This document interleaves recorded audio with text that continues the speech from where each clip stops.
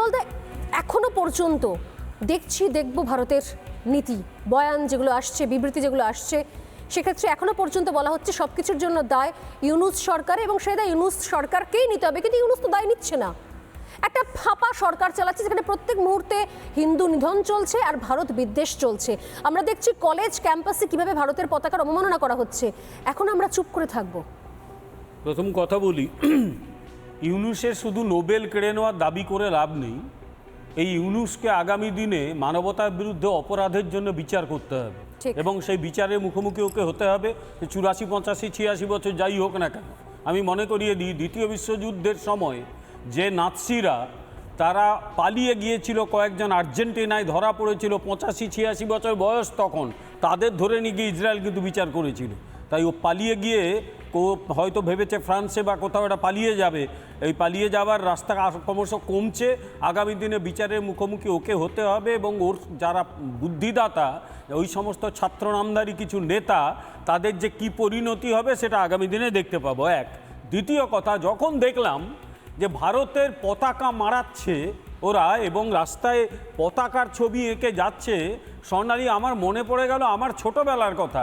যখন ভারত বাংলাদেশের Bangladesh liberation war হচ্ছে, তখন আমি একদম ছোট, সামান্য আমার মনে আছে। তখন মেদিনীপুরের গ্রামে থাকতাম। গ্রামের চণ্ডীমণ্ডপ বা সর্বত্র একটাই আলোচনার বিষয় ছিল যে সেখানে মুজিবুর রহমান কিভাবে লড়াই করছে এবং ভারত কিভাবে সাহায্য করছে। ওই যুদ্ধে 1800-র বেশি ভারতীয় সেনা জীবন দিয়েছে। 1 কোটির বেশি মানুষকে এখানে রেখে খাইয়েছে, দাইয়েছে। তাদের কেউ কেউ থেকে গেছে, একটা অংশ ফেরত গেছে এবং ভারতবর্ষ বাধ্য হয়ে যুদ্ধে যোগ দিয়েছে, কারণ পাকিস্তান ভারত আক্রমণ করেছিল। আজকে এই প্রজন্ম তারা ভুলে গেল ভারতের এই অবদানের কথা। এর চেয়ে বিশ্বাসঘাতক কৃতজ্ঞ কেউ থাকতে পারে বলে আমার অন্তত জানা নেই। এই কৃতজ্ঞদের তার মূল্যটা কিন্তু দিতে হবে। এক। দ্বিতীয় কথা হচ্ছে যে ভারত কি করতে পারে। এখানে আমি বিজেপির মুখপাত্র শুধু নয়, আমি একজন রাষ্ট্রবিজ্ঞান আন্তর্জাতিক সম্পর্কের অধ্যাপকও বটে, সেই হিসেবে কতগুলো কথা বলি। সেটা হচ্ছে যে বিশ্ব রাজনীতি, আন্তর্জাতিক রাজনীতি, আমাদের আন্তর্জাতিক আইন, সেই মেনে যা যা করার ভারতবর্ষ করবে। আমি কতগুলো কথা বলি। ভারতবর্ষের প্রধানমন্ত্রী নরেন্দ্র দামোদর দাস মোদী এই ইউনূস নামক লোকটিকে কিন্তু প্রথম দিন বলে দিয়েছিলেন যে আপনার নিশ্চয়ই দায়িত্ব হচ্ছে ওখানকার সংখ্যালঘু বিশেষত হিন্দুদের নিরাপত্তা দেওয়া। এটা কিন্তু কূটনীতিতে এই ধরনের কথাগুলো খুবই সিগনিফিক্যান্ট। দ্বিতীয়ত, অতি সম্প্রতি ভারতবর্ষ অত্যন্ত উদ্বেগ প্রকাশ করেছে যে চিন্ময় কৃষ্ণ প্রভুকে সেখানে গ্রেপ্তার করা হয়েছে এবং সেখানে সংখ্যালঘু বিশেষত হিন্দুদের ওপর যে হামলা চলছে, ভারতবর্ষ তাতে উদ্বিগ্ন এবং বাংলাদেশের এই সরকার নামধারী কিছু লোককে বলে দেওয়া হয়েছে যে কাজ হচ্ছে তোমাদের সেটা সেই মানুষগুলোকে নিরাপত্তা দেওয়া। তাহলে ভারতবর্ষ এবারে কি করতে পারে? নিরাপত্তা তো দেওয়া হচ্ছে না, ইউনূস সরকার তো ব্যর্থ। আমরাই দেখছি, দেখবো, অপেক্ষা করছি, নজর রাখছি, মধ্যে কতদিন থাকবো? অনেকেই বলছেন যে এই সময় ইন্দিরা গান্ধীকে খুব মিস করছে। ইন্দিরা গান্ধী এমন কিচ্ছু করে ফেলেননি। ইন্দিরা গান্ধীকে যদি ভারতবর্ষকে পাকিস্তান আক্রমণ না করতো, ইন্দিরা গান্ধী হয়তো আক্রমণ করতেন না। আর কত হিন্দু মূল্যে লোকে প্রশ্ন করছেন যে ভারত সরকার একটা কড়া পদক্ষেপ নেবে। এখনো পর্যন্ত তো আমরা দুধ কলা দিচ্ছি, কালকে ওটা প্রসার জন্য এখনো দুধ কলা দিচ্ছি আমরা প্রতিবেশী দেশকে। প্রতিবেশী দেশে এই ধরনের ঘটনা ঘটলে তার প্রভাব এই দেশে পড়বে। আমি 70 এবং 80-র দশকের শ্রীলঙ্কার কথা বলছি। শ্রীলঙ্কাতে তামিল নিধন যজ্ঞ হচ্ছিল এবং ভারতবর্ষকে ইচ্ছার বিরুদ্ধে জড়িয়ে পড়তে হয়েছিল। তাই আগামী দিনে যদি এই ঘটনা ঘটতে থাকে তাহলে আন্তর্জাতিক আইন মেনে ভারতবর্ষ তার কাজ করবে। আমি বলে দিচ্ছি, ভারত তার দায়িত্ব পালন করবে, পিছিয়ে যাবে না। কিন্তু ভারত এমন তো নয় যে আজকে বললে কালকে সেনাবাহিনী পাঠিয়ে দেওয়া হবে। এটা কিন্তু যারা আশা করে তারা আন্তর্জাতিক রাজনীতি, আন্তর্জাতিক আইনগুলো জানে না। কিন্তু কড়া ব্যবস্থা নেওয়ার অনেক পন্থা রয়েছে। এটা শুধু সরকারের দিক দিয়ে নয়, জনগণেরও একটা ভূমিকা রয়েছে।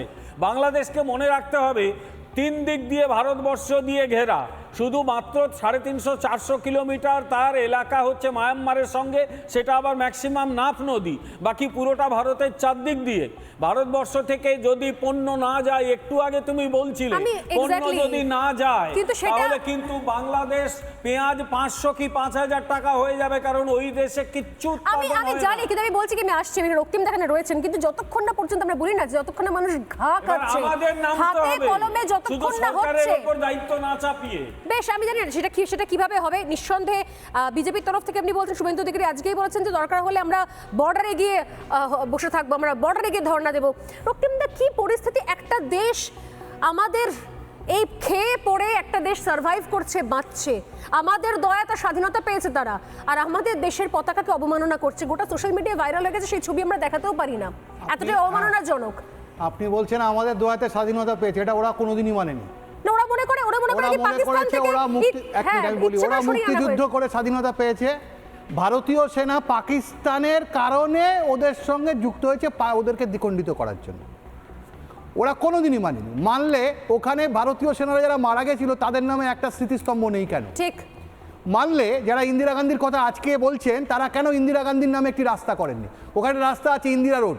আমি জিজ্ঞেস করেছিলাম যে এটা কি ইন্দিরা গান্ধীর নামে? বলো না, এটা হচ্ছে ভাওয়ালের রাজকুমারী ইন্দিরা, তার নাম। এবং এরা এই বাংলাদেশে ভারত বিদ্বেষটা আজ থেকে নয়, এটা ওই শেখ মুজিবুর রহমান যেদিন থেকে প্রধানমন্ত্রী ছিলেন সেই সময় থেকে শুরু হয়েছে। এখানে একটা পক্ষ সব সময় ভারত বিদ্বেষী এবং তারা পাকিস্তানপন্থী বরাবরই। বিভিন্ন ক্রিকেট ম্যাচ যখন চলে তখনও তারা দেখা যায় যে তারা হচ্ছে ভারতের বিরোধিতা করে। এবং আমরা এটা দেখেছি যে হাসিনার আমলেও দেখেছি যে ওই ঢাকা ইউনিভার্সিটির ভেতরে ক্রিকেট ম্যাচ হচ্ছে এবং সেখানে অ্যান্টি ইন্ডিয়ান স্লোগান দেওয়া হচ্ছে। এগুলো আমরা দেখেছি, এগুলো বাস্তব, এগুলো অস্বীকার করার কোনো জায়গা নেই। ক্রিকেটের ক্ষেত্রে না হয় অ্যান্টি ইন্ডিয়ান স্লোগান দেওয়া হচ্ছে, আমি তাও মানলাম, কিন্তু যে আমি কিছুক্ষণ আগে বলছিলাম ভারতীয় ক্রিকেটারদের যে বিকৃত ছবি পোস্ট করা হয়েছে, আমি আমার বলতেও বা দেখাতেও আমি পারবো না, রুচিতে বাঁধবে আমার, যেভাবে তাদের কোথাও শুধু ভারতীয় ক্রিকেটার নয়, বিচ্ছিন্ন দেহ তাদের চিন্ময় প্রভুকে নালাইন করার জন্য একটি বিকৃত ভিডিও এআই দিয়ে করা হয়েছে এবং সেটাও ছাড়া হয়েছে একদম। এবং এখানে কাজে লাগানো হচ্ছে বাংলাদেশের কলেজের প্রযুক্তির ছাত্রছাত্রীদের, তাদেরকে দিয়ে গ্রুপ তৈরি করা হয়, তাদেরকে দিয়ে জামাতি কাজ করানো হচ্ছে যাতে সমস্ত এই ধরনের কাজগুলো করানো হয়। আজকে হিটলারের গেস্টোবা বাহিনীর মতো আদিনাথ যে স্বামী, যিনি চিন্ময় প্রভুর যিনি সহযোগী ছিলেন, তাকে দুদিন ধরে খুঁজে পাওয়া যাচ্ছে না। এবং আমরা জানতে পেরেছি, দেখা যাচ্ছে বিভিন্ন জায়গায় যে তাকে বিনা ওয়ারেন্টে গ্রেপ্তার তুলে নিয়ে যাওয়া হয়েছে। তো এই যে ঘটনাগুলো ঘটছে, 1450 জন হিন্দুর বিরুদ্ধে মামলা হয়েছে। এটা কি? এটা দেশটা কোথায় যাচ্ছে? এটা কার দেশ? কেন? এটা কি? এটা ভাবা আমাদের কাছে সত্যিই খুব বিপজ্জনক হয়ে যাচ্ছে। এটা একটা আফগানিস্তান, একটা সিরিয়ার দিকে যাচ্ছে।